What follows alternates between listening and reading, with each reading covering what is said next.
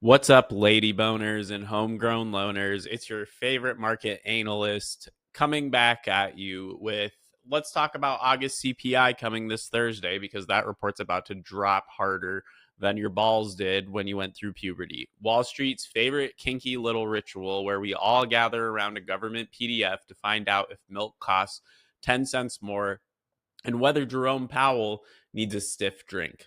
And spoiler alert, inflation is expected to tick up. Yes, up. Headline CPI to 2.9% and core at 3.1%. Because apparently inflation's like herpes. You think it's under control, then boom, it's back, and the worst possible time ever on your anniversary when your wife never knew you had it.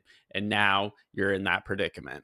So, why does CPI matter? Well, this is the report the Fed obsesses over because the entire dating profile says we're looking for 2% inflation and maximum employment. And we're not getting either of those. Spoiler alert. But right now, jobs are cooling faster than your ex's texts. We just had a pathetic 22,000 jobs added in August. And by the way, if you took away healthcare, which added 31,000, we are like at net negative, and we're having revisions come. So as you know, all good things coming down the line, right? So while inflation refuses to get the hint, so Powell's stuck between cutting rates to save jobs or holding them high to tame prices. Basically, it's the economic version of Sophie's Choice, but with worse hairlines and a lot more prescription medications so they can just function. Now, the expectations game. Headline CPI, we're looking at 2.9%, which is up from the 2.7% reported previously. Core CPI, we're looking at 3.1%, steady, but it's still 1.1% above the target. Just saying. I'm just saying. And then we have PPI on Wednesday, by the way, and that's the producer price index. So watch services costs because producer prices rising equals trickling down into consumer inflation. So if PPI is high, CPI will also be high. So keep that in mind this week, okay, boys and girls? Anyways, this is why economists call inflation sticky. Sticky like a bar floor at 2 a.m. Sticky like a congressional sex scandal. Sticky like your Uncle Bob's political opinions at Thanksgiving. Yeah, that's how we're talking. So let's talk about some scenarios about what could happen with what numbers come in. All right. Scenario 1, CPI comes in hotter than expected. The implications of this, the Fed is now boxed in. They can't cut aggressively, even though jobs market is currently wheezing and looking for its inhaler on the sidelines. Rate cut odds fall from 100% sure to Powell will need smelling salts to wake up for that meeting. And then bonds are going to sell off, yields will rise, and especially the front end. Now, the dollar will also strengthen and stocks will wobble, especially rate sensitive stuff. Think banks, REITs, and small caps. A hot CPI is like showing up drunk to your parole hearing. Technically not illegal, but it screws up everything you hoped for. Now, scenario 2, CPI comes in as expected. Think headline 2.9% and core at 3.1%. The implications of this, Fed goes with quarter point cut in September. That's 25.25%, by the way, for you idiots out there. Market shrugs, it's already priced in. That's what's priced in right now, by the way. So just keep that in mind as well. Stocks stay choppy, but it's not a disaster level. We are not Armageddoning, shitting our pants yet. Yields drift lower at the long end, steepening that curve, and rotation into defensives. Tech still benefits from the lower yields, though. Now, this is the Goldilocks scenario. Not too hot, not too cold, just enough to keep Wall Street high on rate cut hopium until the porridge runs out and we're back to ramen noodles. Now, scenario 3, CPI comes in cooler than expected. So under 2.9%, under 3.1%.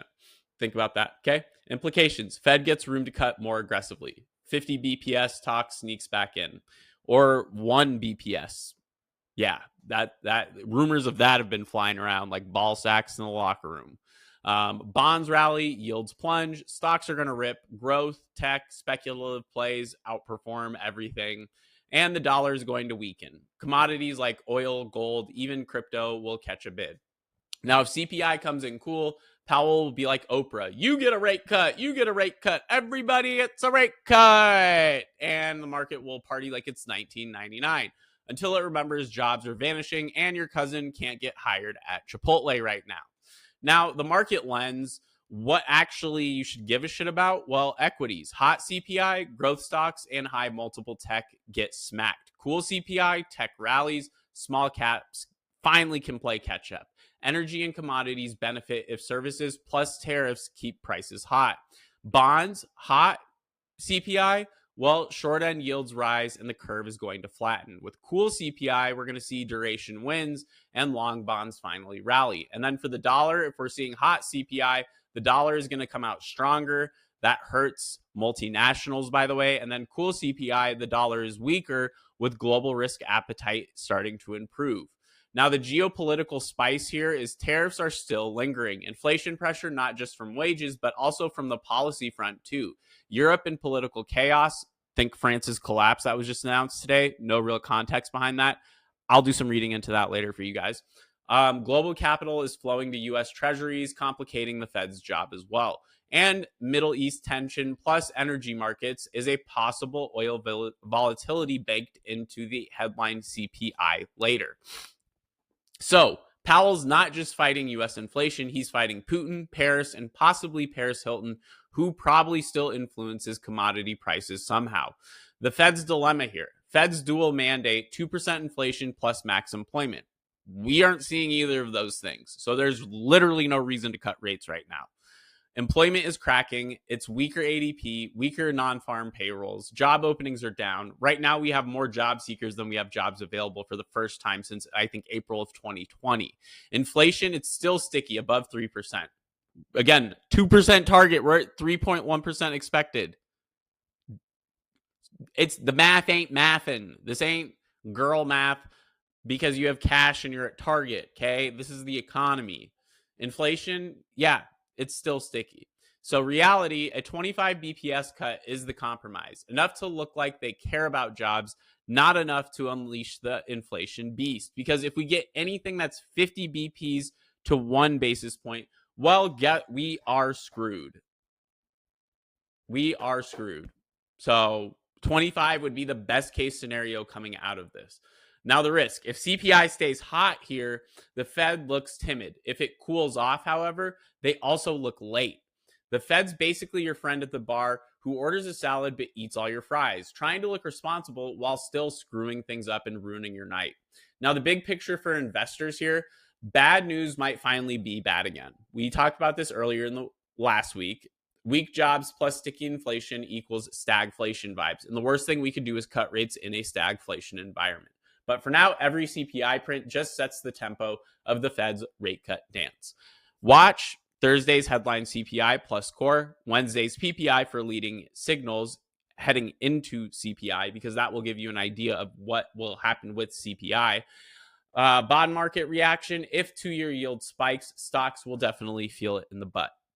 So Thursday CPI is not just a report, it's a crystal ball for Powell, the mood ring for Wall Street, and the reason your mortgage rate doesn't go down, even though the Fed swears they're cutting. It will decide whether the market keeps believing in Goldilocks or whether finally it admits the fairy tale ends with the bear eating us or the wolf eating us in our grandma's bed. It's not going to be great. Anyways, make sure to like, subscribe, and tell me in the comments, is Powell a firefighter putting out inflation flames or the arsonist who lit the house on fire in the first place? I'll see you guys in the next video. Have a great day, and love ya.